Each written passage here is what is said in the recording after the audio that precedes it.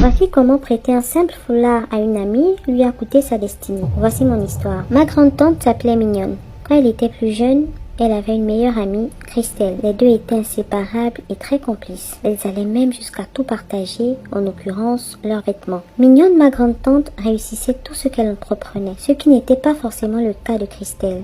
Malgré cela, leur amitié a perduré jusqu'à ce qu'un jour, Mignonne tombe malade. Ça avait commencé par une petite fièvre, puis elle a commencé à maigrir, à dépérir. Les mois passaient, Mignonne allait de plus en plus mal, et malheureusement, aucun médecin ne trouvait ce qu'elle avait. D'ailleurs, tous ses résultats étaient normaux. Lassé de ne pas trouver de solution dans la médecine moderne, son père a décidé de regarder du côté de la tradition. Il est donc allé avec elle chez un Nganga, un guérisseur du village. Le Nganga a fait des révélations qui nous ont tous choqués. Mignonne était victime d'un vol mystique. Christelle, sa meilleure amie, en était responsable. Elle avait utilisé un foulard qu'elle lui avait rendu pour lui voler son étoile par jalousie. Et depuis le maléfice, Mignonne n'était plus la même. Le Nganga a dit qu'elle devrait être initiée pour récupérer elle-même son étoile, car elle seule pouvait la retrouver dans le monde astral. Le jour J de la cérémonie d'initiation de Mignonne, le Nganga avait placé un miroir et une bassine d'eau devant elle. Et là, son voyage astral avait débuté. Alors qu'elle entrait en transe, sa mère est arrivée et a malheureusement interrompu son initiation, faisant un scandale et traitant de diabolique ce qui se faisait.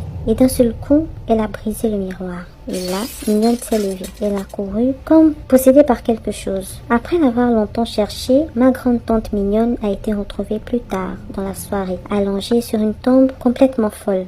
Mignonne avait perdu la raison, c'était donc le début de sa folie. Le Nganga a dit qu'elle était devenue folle, car en interrompant le voyage, son esprit n'avait pas eu le temps de réintégrer son corps. Et malheureusement, sa mère furieuse a fait arrêter le guérisseur. Et seulement quelques jours plus tard, Mignonne, ma grande-tante, est allée rejoindre les étoiles. Je rappelle que l'histoire se déroule dans le sud du Gabon. Et aujourd'hui encore, le Nganga est toujours en prison, malheureusement. Faites attention à qui vous partagez vos effets. Le mal ne vient pas toujours de loin. Avez-vous déjà vécu une expérience similaire?